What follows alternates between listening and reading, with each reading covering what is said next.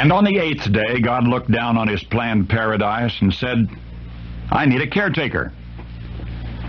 So God made a farmer.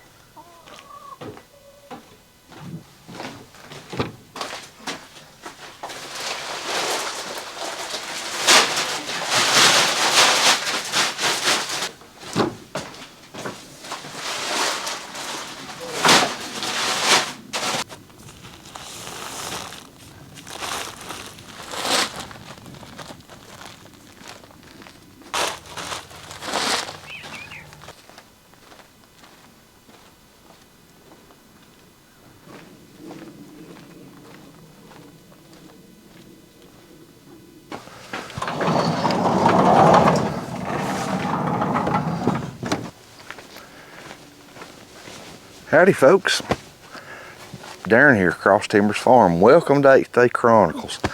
Glad to have you with us today. Stocking up on fertilizer. Been keeping a regular check on our supplier and their prices. Went for chicken feed and asked about the price of fertilizer, and they told me the price was down about $100 per ton.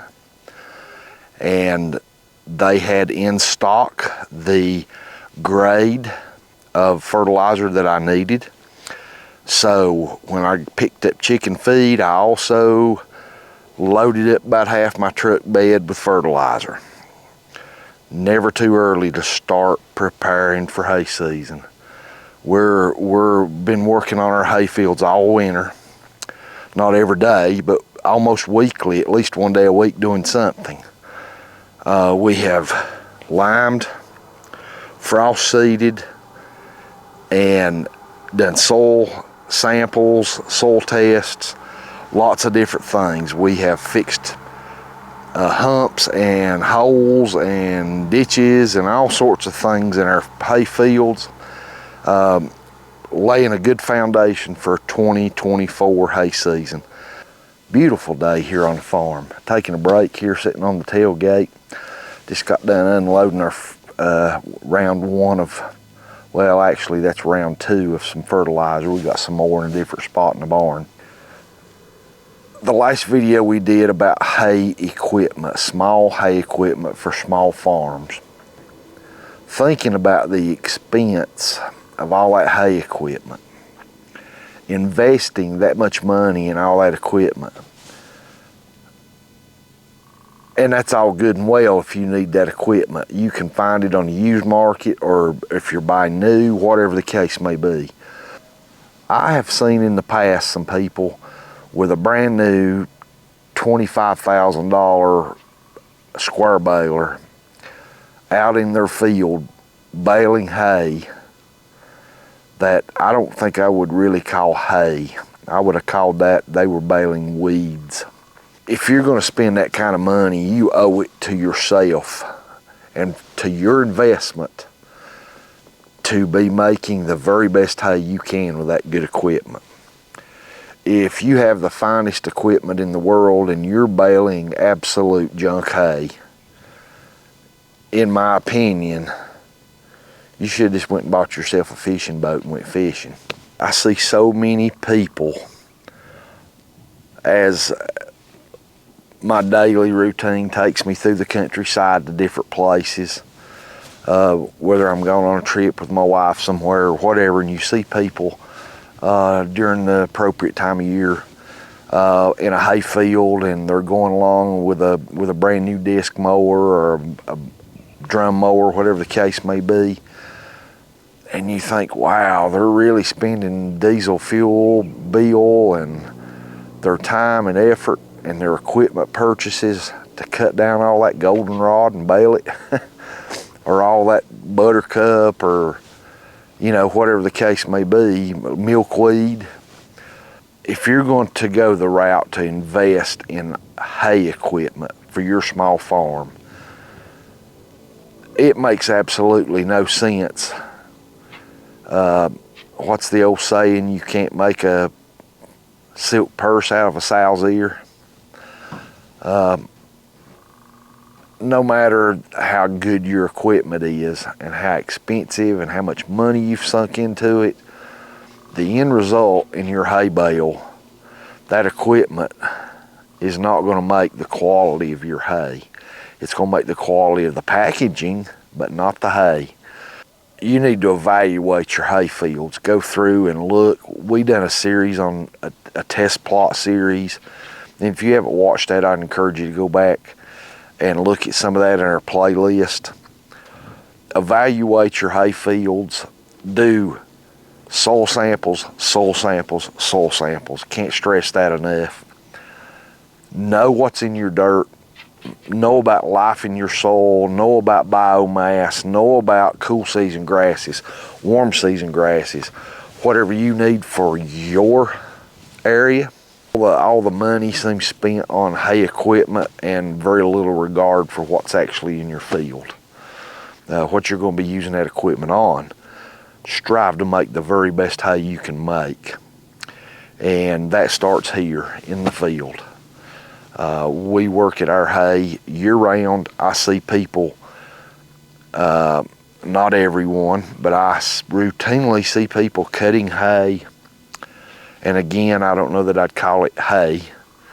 I'd call it weeds. They were just out there cutting hay that really, myself, I would have hooked my brush hog to my tractor and just bush hogged that down.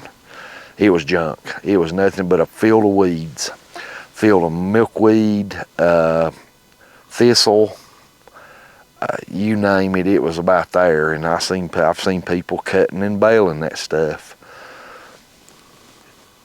Your investment in all that hay equipment is going to be very, very difficult to recoup your money back, your investment in savings from buying hay, or if you sell hay, you need to be baling the very best hay you can bale. You need to have that drum mower, sickle bar mower, disc mower, hay bine, whatever you're using, you're the very best crop you can grow. Otherwise, the equipment purchase that you made for that small scale hay equipment is only going to produce so-so results at best. The small scale hay farmer, the guy that down the road that does not have so many acres down that he can't take the time with his hay like the small scale hay operation can. We can cut our hay if the weather don't rush us, if rain, incoming rain or something like that. We can really take our time with our hay. Cut that hay late in the day when the starches and sugars are at their highest.